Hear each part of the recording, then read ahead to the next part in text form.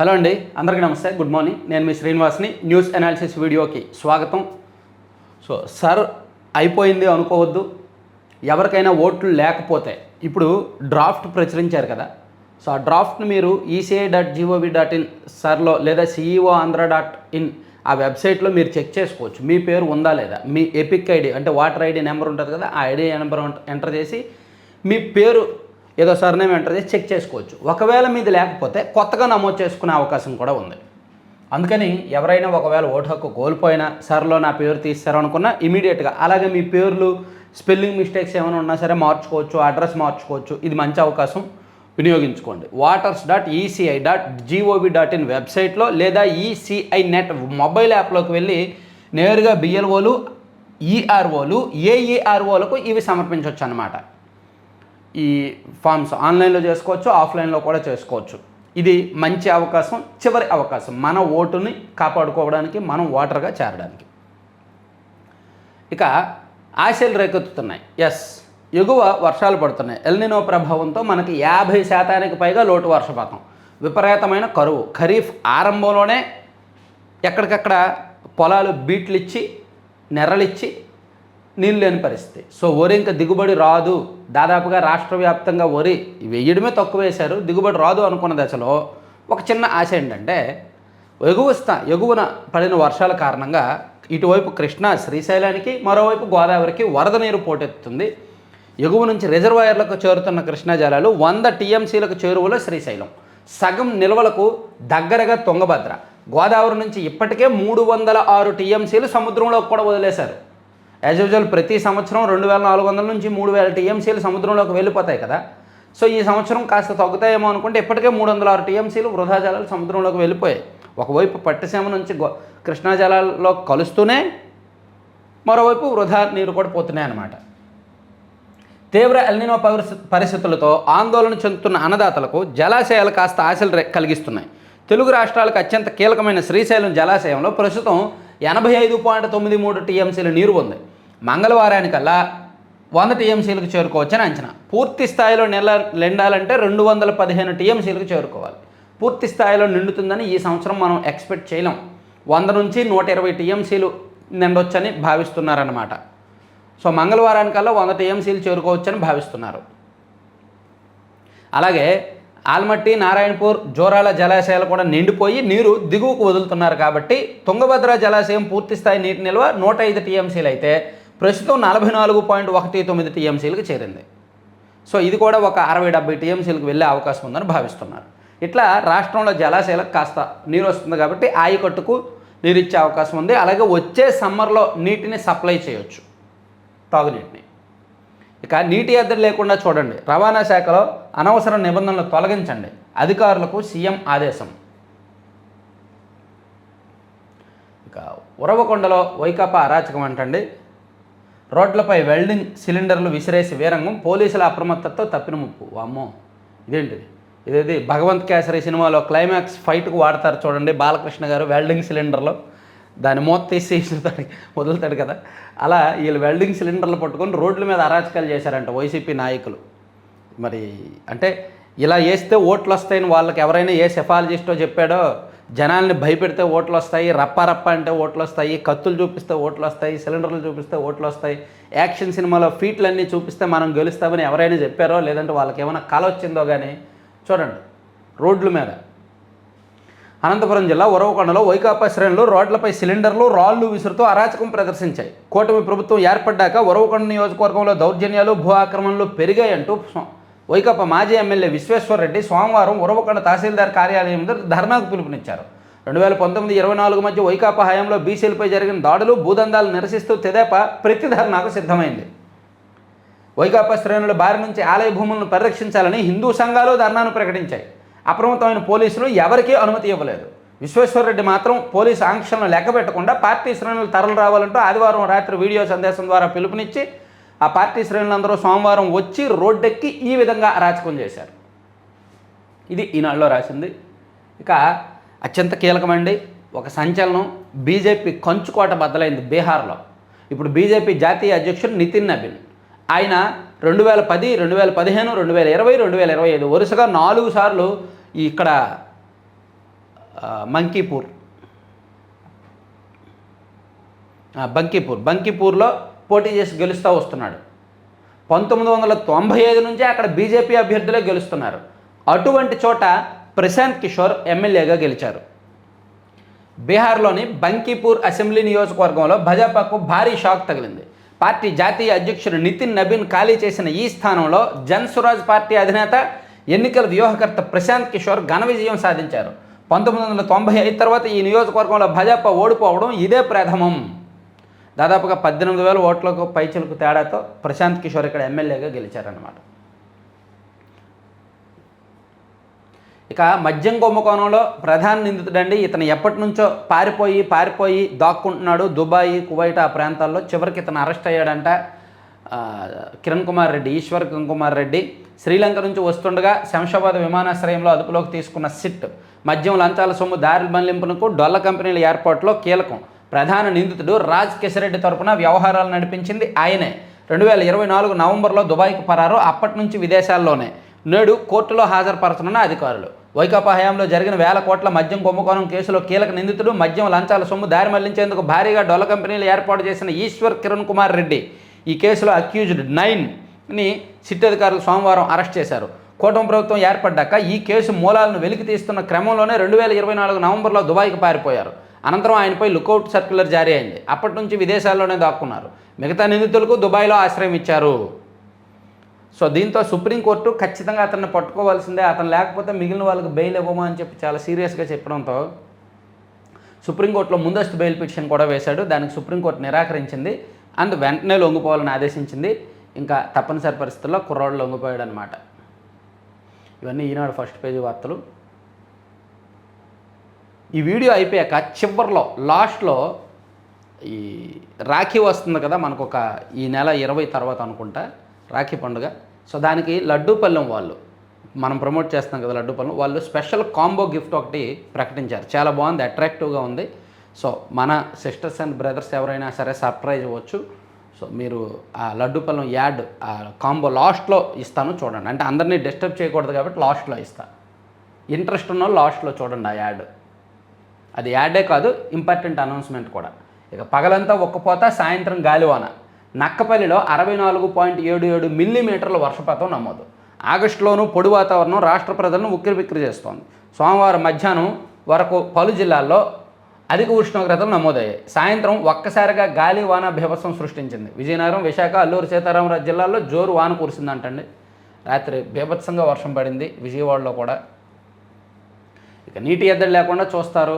Yes, popular shoe mart అధినేత చుక్కపల్లి విజయ్ కుమార్. నేను popular shoe మార్ట్లో 2003, 2004లో పనిచేశాను. పాపులర్లోనే పనిచేశాను. 500 జీతం.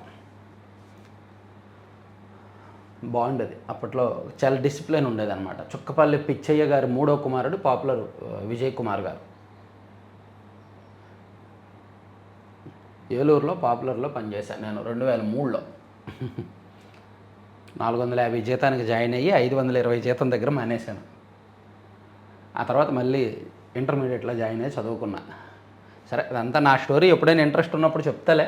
చాలా పెద్ద స్టోరీ నాది. మడ అడవుల్లో దేశంలోనే 2వ స్థానంలో ఏపీ.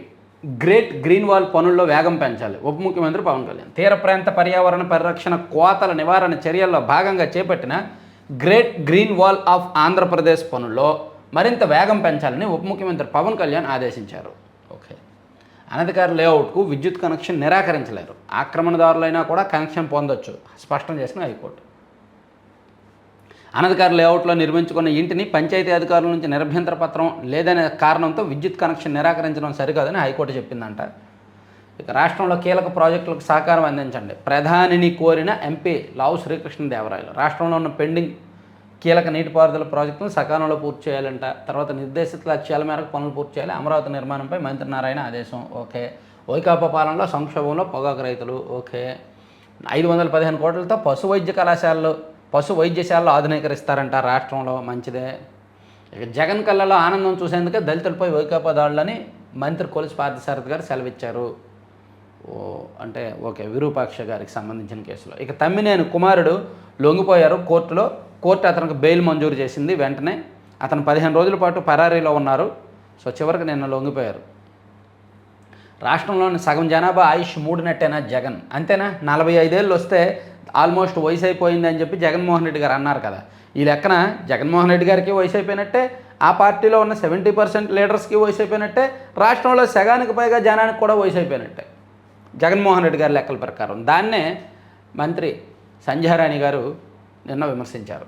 ఇక వైకాపా మాజీ ఎమ్మెల్యే ముస్తఫా మేనల్లుడు అరెస్టు. ఏలూరు జిల్లా కొయ్యలగూడెనికి చెందిన పొగాకు వ్యాపారి సూర్యచంద్ర కుమారుడు అభి మరో ఇద్దరిని కిడ్నాప్ కేసులో వైకాపాకు చెందిన గుంటూరు తూర్పు మాజీ ఎమ్మెల్యే షేక్ మహమ్మద్ ముస్తఫా, ఆయన తనయుడు ముబషీర్కు సిమ్లు వాహనాలు సమకూర్చిన ముస్తఫా మేనల్లుడు షేక్ షహబాజ్ అలీని పోలీసులు అరెస్ట్ చేశారు.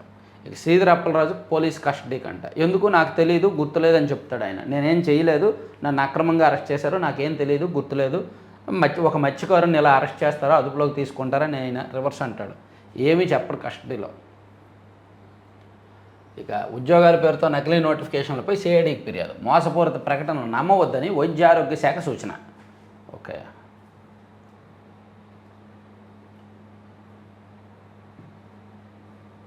ద్విచక్ర అంబులెన్సులకు త్వరలో అనుమతి. దేశవ్యాప్తంగా కూడా ద్విచక్ర అంబులెన్సులు ఇవి చాలా త్వరగా వెళ్తాయి.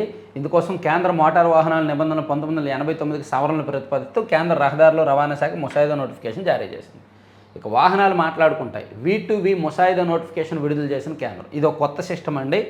దీన్ని ఆంధ్రజ్యోతిలో అనుకుంటా బాగా హైలైట్ చేశారు. ఇదిగోండి, ఊసులాడే వాహనాలు, రహదారి భద్రతకు V2V కమ్యూనికేషన్ వ్యవస్థ. ఇది చాలా ఇంపార్టెంట్, చాలా కొత్త టెక్నాలజీ. ఇక మీదట 2027 నుంచి 2027 అక్టోబర్ 1 తర్వాత తయారయ్యే ప్రతి వెహికల్లో కూడా ఈ V2V కమ్యూనికేషన్ వ్యవస్థ ఉండాలి. అంటే పక్కన ఏ వాహనం వెళ్ళినా సరే వాళ్ళకి ఒకరినొకరు మాట్లాడుకునే వ్యవస్థ ఉండాలి. దానికి రేడియేషన్ సిగ్నల్స్ ద్వారా ఆ మాట్లాడుకునే కమ్యూనికేషన్ వ్యవస్థ ఇస్తారు. దానివలన వాళ్ళు ఎటువైపు తిరుగుతారు, వాళ్ళ దిశ ఏంటి, వాళ్ళ వేగం ఏంటి, వాళ్ళ గమ్యస్థానం ఏంటి. సో నేను ఇటువైపు తిరుగుతాను, మీరు ఆపండి, మీరు స్లో చేయండి, లేదా నేను ఇట్లా లెఫ్ట్కి వెళ్తాను, లేదా మీరు అటు వెళ్తారా, అక్కడ ఆగుతారా, నేను ఇలా ఏదో ఒక కమ్యూనికేషన్ వ్యవస్థ ఉంటుంది అనేది ఇది ఇచ్చారు. ఈ విధానంలో రేడియో సిగ్నల్స్ ద్వారా ఒక వాహనం నుంచి మరో వాహనానికి సమాచారం. చాలా వాహనాల్లో ఉంటున్న అడాస్కు ఇది భిన్నం. దశల వారీగా అమలుకు కేంద్రం డ్రాఫ్ట్ నోటిఫికేషన్. రేడియో సిగ్నల్స్ ప్రసారానికి ఫ్రీక్వెన్సీ కేటాయింపు. 2028 అక్టోబర్ 1 నుంచి అన్ని వాహనాల్లోనూ ఈ వ్యవస్థ అమర్చడం తప్పనిసరి. బాగుంది కదా. పక్కన ఒకే చోట ఉన్న వాహనాలు ఒక డిస్టెన్స్ ఇస్తారు. ఒక 100 మీటర్లో, 50 మీటర్లో, 20 మీటర్లో డిస్టెన్స్ ఇచ్చి ఆ పరిధిలో ఉన్న ప్రతి వాహనం కూడా ఒక వాహనదారుడు మరో వాహనదారుడితో కమ్యూనికేట్ చేసుకోవచ్చు. అదే ఈ టెక్నాలజీ. దానివల్ల రోడ్డు ప్రమాదాలను నివారించవచ్చు అని భావిస్తున్నారు.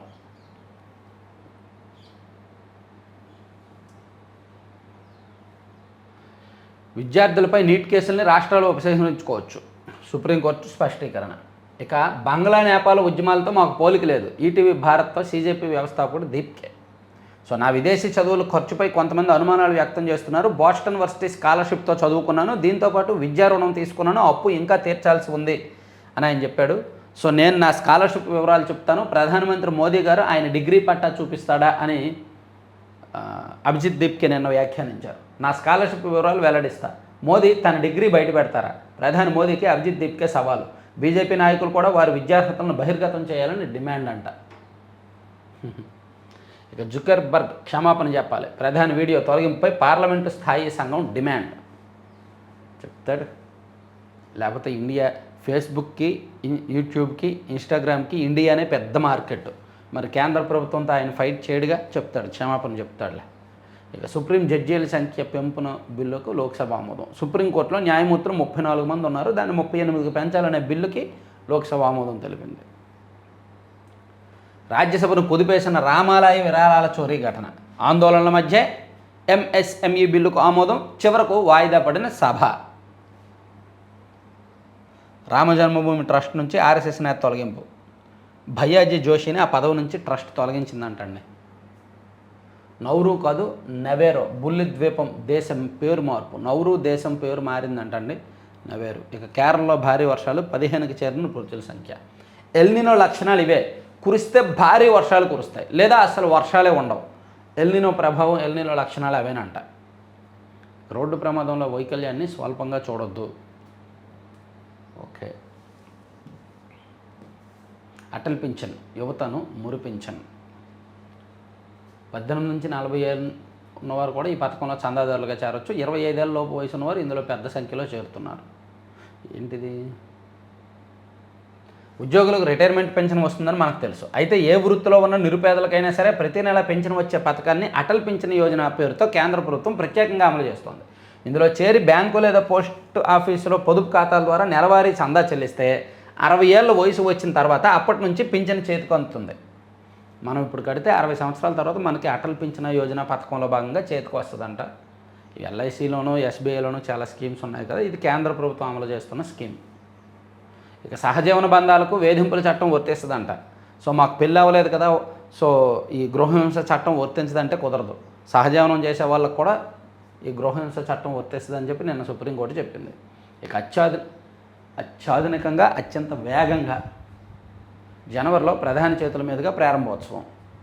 అమరావతిలో 50% పూర్తయిన ఏక్యూసీసీ భవన నిర్మాణం. క్వాంటమ్ ల్యాబ్ పునాది కింద 24 ఐసోలేటర్లు. భూ ప్రకంపనలు కంప్యూటర్ను చేరకుండా సాంకేతికత. సో క్వాంటమ్ వ్యాలీ భవనం సిద్ధమవుతోంది. అమరావతిలో డిసెంబర్ 15 నాటికల్లా సిద్ధం చేసి జనవరిలో ప్రధానమంత్రి మోదీ గారి చేతుల మీదుగా ప్రారంభిస్తున్నారంట. రాజధాని అమరావతిలో క్వాంటమ్ కంప్యూటింగ్ సెంటర్ ఏక్యూసీసీ భవన నిర్మాణ పనులు వేగంగా జరుగుతున్నాయి. అక్టోబర్ 15 నాటికి నిర్మాణం పూర్తి చేసి అనంతరం 2 నెలల్లో ఐబీఎం క్వాంటమ్ కంప్యూటర్ని అక్కడ ఇన్స్టాల్ చేయాలనేది లక్ష్యం. జనవరిలో ప్రధాని నరేంద్ర మోదీ చేతుల మీదుగా దీన్ని ప్రారంభించబోతున్నారంట. ఇక కంచుకోటలో కమలానికి షాకు. డ్వాక్రా మహిళలకు రుణాలపై సేవా ఛార్జీలు మాఫీ. సర్వీస్ రుసుములు ఉండవన్నమాట ఇక మీదట డ్వాక్రా మహిళల రుణాలకు. మంచిది. సర్కారు బడుల్లో అకాడమిక్ ఇన్స్ట్రక్టర్ల నియామకానికి ప్రతిపాదనలు. ఆర్టీసీ ఉద్యోగుల సంతకాలతో కలెక్టర్లకు వినతులు. విద్యుత్ బస్సుల పేరుతో ప్రైవేటీకరణ ప్రయత్నాలు విరమించుకోవాలని కోరుతూ ఆర్టీసీ ఉద్యోగుల సంతకాలతో కూడిన వినతులను సోమవారం అన్ని జిల్లాల్లో కలెక్టర్లకు అందజేసినట్టు ఆర్టీసీ ఐకాస తెలిపింది. మంచిది. నా వల్లే పొరపాటు, నా ఫోటోకు బదులు నాన్నది పంపింది నేనే, వైకాపా దుష్ప్రచారాన్ని నమ్మొద్దు. వీడియో విడుదల చేసిన మైలిపల్లి ఎల్లాజీ.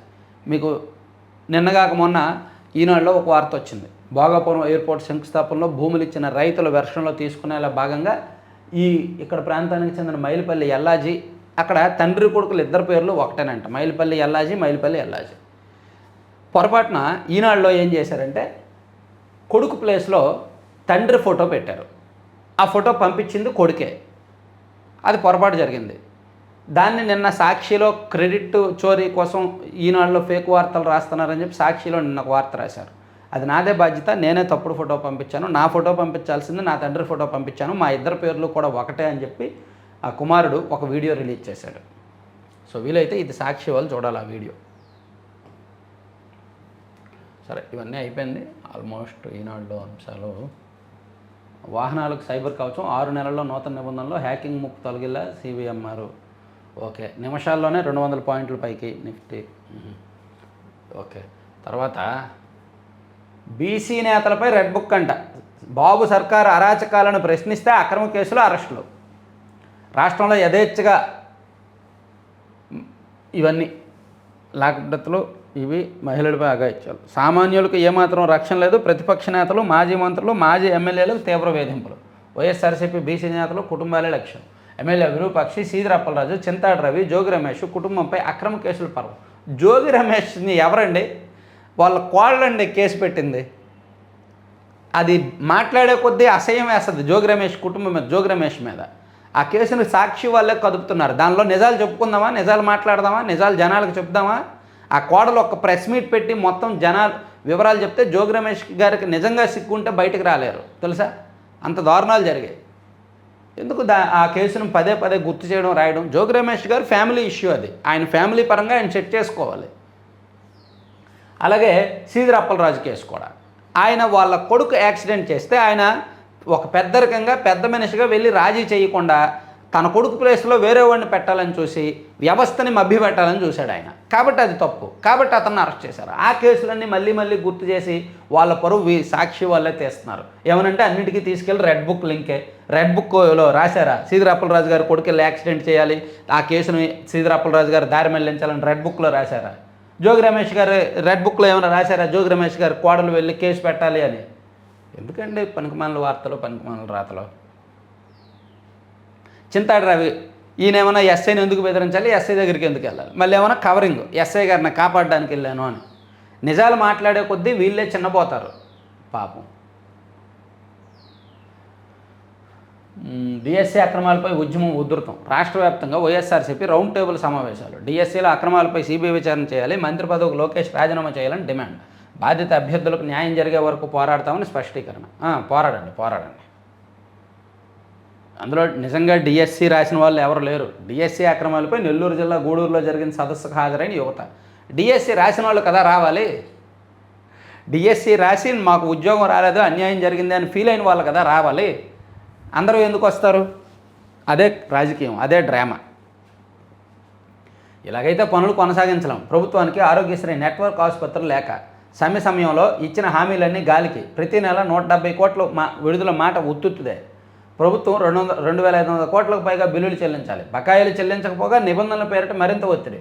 సో ఆరోగ్యశ్రీ బకాయిలేమో 2,500 కోట్లకు పైగా ఉన్నాయి. ఇప్పుడు కొత్తగా నిబంధనలు తీసుకొచ్చి పాత ప్రొసీజర్లు కొన్ని తీసేసి మారుస్తున్నందువలన ఆరోగ్యశ్రీ పరిధిలో ఉన్న హాస్పిటల్స్ అన్నీ కూడా ప్రభుత్వానికి అల్టిమేట్ ఇస్తున్నాయి. ఇలాగైతే మేము సేవలు కొనసాగించలేము అని. ఇక 19 మందితో కర్ణాటక మంత్రివర్గ విస్తరణ. సీఎం డీకేతో కలిపి 33కు చేరిన మంత్రివర్గ సభ్యులు. సిద్ధరామయ్య క్యాబినెట్లో పనిచేసిన 19 మందికి చోటు. సీనియారిటీ, పలుకుబడికి పెద్దపేట, మహిళలకు దక్కని ప్రాతినిధ్యం. కార్యక్రమానికి హాజరు కానీ సిద్ధరామయ్య ఇంకేం హాజరవుతాడు ఆయన? రేపు పొద్దున కాంగ్రెస్ గవర్నమెంట్ కేంద్రంలో వస్తే సిద్ధరామయ్య గారికి ఏ గవర్నర్ పదవి ఇస్తారు, లేదా ఏ ఉపరాష్ట్రపతికి వెళ్ళినా వెళ్తాడేమో. సీఎంగా అన్నిసార్లు పనిచేశారు కాబట్టి. ఇక ఆగని నినాదాలు, ఆగిన ఉభయ సభలు. ఉపాధ్యాయుడి సజీవదాహం. కడప జిల్లా వైఎస్ఆర్ కడప జిల్లా రామిరెడ్డిపాలెంలోని బడి సమీపంలోని ప్రభుత్వ ఉపాధ్యాయుడు గువ్వలు మల్లకండవి పెట్రోల్ పోసుకొని నిప్పంటించుకొని. ఇక గిరిజన చట్టాలు పకడ్బందీగా అమలు చేయాలని, జీవో నెంబర్ 3ని పునరుద్ధరించాలని పార్వతీపురం మన్యం జిల్లా సీతంపేటలో, అల్లూరు సీతారామరాజు జిల్లా ముంచంగిపట్టులో సోమవారం గిరిజనుల భారీ ర్యాలీలు నిర్వహించారు. వందే మాతరంతో 2030 వైపు కామన్వెల్త్ గేమ్స్ ముగిశాయి. ఇక రాజకీయ పార్టీలతో ఎన్నికల సంఘం నేడు సమావేశం అవ్వబోతోంది. ఇక లోకేష్ అవినీతి విలయతాండవం చేస్తోంది. మంత్రి లోకేష్ ఒత్తిడితో టీటీడీలో టెండర్ నిబంధనల మార్పు. టీటీడీ ఆసుపత్రుల్లో మందులు, పరికరాల సరఫరాలో కమిషన్లకు స్కెచ్. సరఫరా కంపెనీల టర్నోవర్ తగ్గింపు వెనుక భారీ అవినీతి. టీటీడీ మాజీ చైర్మన్ భూమన ఫైర్. సో సరఫరా కంపెనీల టర్నోవర్ తగ్గింపు వెనుక భారీ అవినీతి అంట. మంత్రి లోకేష్ ఒత్తిడితో టీటీడీలో టెండర్ నిబంధనల మార్పు. టీటీడీ ఆసుపత్రుల్లో మందులు, పరికరాల సరఫరాలో కమిషన్లకు స్కెచ్. ఓకే. తర్వాత పొగాకు రైతుల ఆందోళన. రేపు దేవరపల్లిలో వైఎస్ జగన్ పర్యటన. పొగాకు కొనుగోలు కేంద్రం సందర్శన, కొనుగోలులో పరిశీలన. అయితే దేవరపల్లికి స్కెచ్ చేశారు. దేవరపల్లి అంటే చుట్టుపక్కల ఒక 50 నియోజకవర్గాలు. ఒక్కొక్క నియోజకవర్గం నుంచి కనీసం 500 నుంచి 1000 మంది, ఒక 25,000 మంది నుంచి 30,000 మంది జనాలను గ్యాదర్ చేస్తారు. ఎక్కడికక్కడ రప్ప ఉంటుంది, ఎక్కడికక్కడ కేరింతలు ఉంటాయి, జై జగన్ నినాదాలు ఉంటాయి. సో అక్కడ నిజంగా కార్యక్రమం ఉద్దేశమేమో పొగాకు రైతులతో మాట్లాడడం అండ్ కొనుగోలు కేంద్రాలు పరిశీలన. కానీ అక్కడ జరిగేదేమో పొలిటికల్ షో, సెల్ఫ్ ఎలివేషన్ షోలు. సో ఇప్పుడు ఉమ్మడి పశ్చిమ గోదావరి, ఉమ్మడి తూర్పుగోదావరి జిల్లాల్లో ఉన్న చాలామంది వైసీపీ ఇన్ఛార్జీల జేబులకు తలో 10 లక్షలు పోద్ది. ఇక ఆర్టీసీ పరిరక్షణకే లక్ష్యంగా ఉద్యమం. ఆర్టీసీ జేఏసీ నాయకుల స్పష్టీకరణ ఇందాక చెప్పుకున్నాం కదా. తర్వాత ఖరీఫ్ పంటకు విరామం. కోనసీమ జిల్లా తాడికోన గ్రామ రైతుల నిర్ణయం, పొలాల్లో ఫ్లెక్సీతో నిరసన. ఎల్నినో కదండి, మరి తప్పదండి. దాన్ని కూడా ప్రభుత్వం మీదకి నెట్టేయలేరు కదా, నెట్టేయలేం కదా. సరే, సాక్షిని పక్కన పెట్టేసి ఆంధ్రజ్యోతిలో చూస్తే రామ జన్మభూమి ట్రస్ట్ నుంచి వైదొలిగిన భయ్యాజీ ఆర్ఎస్ఎస్ నేత భయ్యాజీని వైదొలగలేదు, ఆయన తొలగించారు. సాక్షిలో ఆంధ్రజ్యోతిలో వైదొలిగినట్టు రాశారు. ఇక బీజేపీ కొంచుకోటి బద్దలు చెప్పుకున్నదే. ఇక బ్రిజ్ భూషణ్ నిర్దోషి. 2 సంవత్సరాల కింద కుదిపేసింది దేశాన్ని ఈ అంశం. ఇప్పుడు ఆయన నిర్దోషి అని చెప్పి కోర్టు తీర్పు ఇచ్చింది. అంటే ఈ ప్రాసిక్యూషన్లో, ఈ కేసు విచారణలో ఈయన తప్పు చేశాడనడానికి తగిన ఆధారాలు చూపించలేకపోయారు. అతను తప్పు చెయ్యలేదు అని చెప్పడం లేదు, అతను తప్పు చేశాడనడానికి ఆధారాలు లేవు. ఆధారాలు చూపించలేదు కాబట్టి కోర్టు అతన్ని నిర్దోషిగా నిరూపించింది. నిర్దోషిగా బయటకు వచ్చాడు. ఆధారాలు ఇస్తే ఇప్పుడు నెక్స్ట్ లెవెల్ కోర్టులో కూడా వేస్తారు. తీర్పుపై పై కోర్టుకు వెళ్తామని చెప్పి ఆల్రెడీ వినేష్ ఫోగట్ స్టేట్మెంట్ కూడా ఇచ్చారు. మహిళా రెజ్యులర్లకు వేధింపుల కేసులో ఆయనపై ఆరోపణలకు ఆధారాలు లేవన్న ఢిల్లీ కోర్టు. రెజ్యులర్ వినేష్ ఫోగట్ ఆక్రోశం. మాజీ ఎంపీ పలుకుబడి ఉపయోగించారు. ప్రభుత్వం యంత్రాంగం వ్యవస్థ మొత్తం ఆయనకు రక్షణగా పూనుకున్నాయి. తీర్పుపై పైకోర్టుకు వెళ్తాం ఫొగట్. ఆధార్లో అసలు ఏం జరిగింది, మోసాలకు మూలాలు ఎక్కడ, నిగ్గు తేల్చేందుకు సిద్ధమైన సర్కారు. నిన్న ఆంధ్రజ్యోతిలో ఒక పెద్ద వార్త ఇచ్చారు కదా, ఆధార్తో అనధికారికంగా ఆస్తులు కొట్టేస్తున్నారని. దాని మీద ప్రభుత్వం ఒక పూర్తి స్థాయి దర్యాప్తునికి ఆదేశించిందంట. తిరుపతి కలెక్టర్కు సీఎస్ ఆదేశాలు సంచలనం సృష్టించిన ఆంధ్రజ్యోతి కథనం. 2-3 రోజులు నివేదిక ఇవ్వమని అడిగారంట. హైదరాబాద్ UIDAI కేంద్రానికి కూడా పోలీసు బృందాలు వెళ్తాయంట. తిరుపతిలో ఆధార్ కేంద్రంలో కూడా తనిఖీ చేశారంట. ఇక తాగునీటి ఎద్దరు నివారిస్తారు. ఓకే. డ్వాక్రా రుణాలపై సర్వీస్ ఛార్జీలు రద్దు. 5 లక్షల పైబడిన రుణాలపై వడ్డీ రేటును 1% తగ్గించిన ఏపీ గ్రామీణ బ్యాంకు. మంచిదే. 7న చీరాల్లో నేతన్న సేవలో పూర్తి స్థాయిలో అర్హులకే ఇంకా డబ్బులు ఇవ్వాలి. నేతన్న సేవలో పథకంలో దాదాపుగా ఒక 20,000 మంది అర్హులకు ఇవ్వట్లేదు. ఏమనంటే వాళ్ళకి సొసైటీల్లో మెంబర్లు కాదనో, లేదంటే ఏదో ఒక కొత్త రూల్స్ పెట్టేసి అర్హుల సంఖ్య తగ్గించేశారు. యాక్చువల్లీ కొంతమంది వలసలు ఉన్నారు, వలసల వాళ్ళు ఉన్నారు, కొంతమంది మగ్గం ఆపేసిన వాళ్ళు ఉన్నారు, కొంతమంది సొసైటీల నుంచి రాజకీయ కారణాలతో తొలగించిన వాళ్ళు ఉన్నారు, కొంతమంది తండ్రి చనిపోయిన కుటుంబంలో కొడుకు మగ్గం వేస్తుంటే కొడుకుకేమో ఇవ్వడం లేదు. సో రేపటి వరకు దరఖాస్తుల స్వీకరణ మంత్రి సవిత. ఇక కుప్పం కథ మారింది. పరిశ్రమలకు కేంద్రంగా నియోజకవర్గం. 8 సార్లు ఎమ్మెల్యేగా చంద్రబాబు. సుదీర్ఘ బంధంతో సాధించిన అద్భుతాలు. ఒకప్పుడు సింగిల్ బస్సుకు సరిపడా బస్టాండ్, నేడు 118 కోట్లతో బస్టాండ్కు శంకుస్థాపన. కరువు, వలసలు, కష్టాలకు నిలయం. డ్రిప్ ఇరిగేషన్, కృష్ణా జలాలతో మారిన సాగు. రోడ్లు, విద్యాసంస్థలు అభివృద్ధితో మారిన రూపు. స్థానికంగా ఉపాధితో వలసలకు బ్రేక్ పడే వీలు. కుప్పం ఇది ముఖ్యమంత్రి సొంత నియోజకవర్గం. ఆయన సొంత ఊరు నారావారిపల్లిలో ఉన్నది చంద్రగిరి నియోజకవర్గంలో. అయినా తొలిసారి ఎమ్మెల్యే అయింది చంద్రగిరి నుంచే. కానీ పలు కారణాలతో చంద్రబాబు కుప్పం నియోజకవర్గాన్ని ఎంచుకున్నారు. 1989 నుంచి సీఎం చంద్రబాబు ఇక్కడ నుంచి వరుసగా 8 సార్లు ఎమ్మెల్యేగా ఎన్నికయ్యారు. కుప్పం రూపురేఖలను మార్చివేశారు. అభివృద్ధికి చిరునామాగా మార్చారు. సో పొగురుపల్లిలో ఉత్పత్తి ప్రారంభించిన ఆర్గా ఫీడ్ కంపెనీ అంట. సో కుప్పంలో అన్ని మౌలిక సదుపాయాలు వచ్చాయి, డ్రిప్ ఇరిగేషన్ వచ్చింది, అండ్ వ్యవసాయం మారింది, వలసలు తగ్గాయి, కరువు తగ్గింది, అండ్ బస్ స్టాండ్ కొత్తగా కట్టారంట, అండ్ ఎక్కడికక్కడ కొత్త పరిశ్రమలు వచ్చాయి, అండ్ ఇంటిపైన కూడా సూర్యఘర్ సోలార్ ఇన్స్టాల్ చేశారు అని మొత్తం మీద రాశారు. ఇది నేరుగా వెళ్ళి పరిశీలిస్తే బాగుంటుంది కదా. కుప్పం ఒకసారి వెళ్దాం, మోడల్ కాన్స్టిట్యుయెన్సీ ఏ విధంగా డెవలప్ చేశారనేది. ఇక విస్తరణ మంటలు. కర్ణాటకలో మంత్రివర్గ విస్తరణపై సీనియర్ల అసంతృప్తి. కాంగ్రెస్ సీఎం డీకేపై ఆగ్రహం. ఇండి ఎమ్మెల్యే రాజీనామా. మొత్తం 20 మంది కాంగ్రెస్ అధిష్టానం గ్రీన్ సిగ్నల్. మహిళా మంత్రి ఎంపికపై మాజీ సీఎం సిద్ధు ఫైర్. వెంటనే జాబితా నుంచి తొలగించిన ముఖ్యమంత్రి. 19 మందితో ప్రమాణ స్వీకారం చేయించిన గవర్నర్. ఓకే. సహజీవనం జంటలకు గృహహింస చట్టం. సరే. ఉరవకొండలో వైసీపీ హల్చల్. ఏంటిది ఈ ఫోటో వేశారు? అవే అరాచకాలు, అవే అబద్ధాలు. 2019లో గొడ్డలపోటుకు వివేక దారుణం. నారాసుర రక్తచరిత్ర అంటూ చంద్రబాబు పైన 2024లో చిత్తుగా ఓడాక మళ్ళీ కోటర్లు. వరుస వివాదాలు, కేసుల్లో వైసీపీ నేతలు. తప్పు చేసినా వారికే పార్టీ అధినేత వత్తాసు.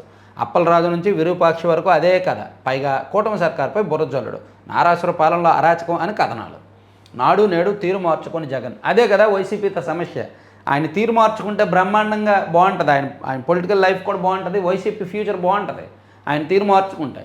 ఎందుకంటే వ్యక్తిగతంగా రాష్ట్రంలో జగన్మోహన్ రెడ్డి గారికి ఉన్న మాస్ ఇమేజ్ వేరే పొలిటీషియన్కి లేదు మన రాష్ట్రంలో. కానీ ఆయన బ్యాడ్ లక్ ఏంటంటే ఆయన రాజకీయ ఆలోచనే సరిగ్గా ఉండదు, ఆ విధానాలే సరిగ్గా ఉండవు. అబద్ధం చెప్పడం, ఫేక్ పాలిటిక్స్ చేయడం, నేరస్తులకు ఒత్తాసు పలకడం, తన పార్టీలో నేర ప్రవృత్తిని పెరుగుతున్న కంట్రోల్ చేయకపోవడం, నాయకులు వరుసగా తప్పులు చేస్తున్న వాళ్ళకు ఒత్తాసు పలకడం, ఎందుకు ఓడిపోయామో గుర్తించలేకపోవడం, ప్రజా తీర్పును గౌరవించలేకపోవడం, అదే అహంకారం ఉండడం, అదే మూర్ఖత్వం ఉండడం, అవన్నీ కూడా ఆయనలో కొంత నెగిటివ్స్ అనమాట. లేకపోతే ఆయన ఎప్పుడో ఆయన పార్టీ ఈ పరిస్థితిలో ఉండేది కాదు.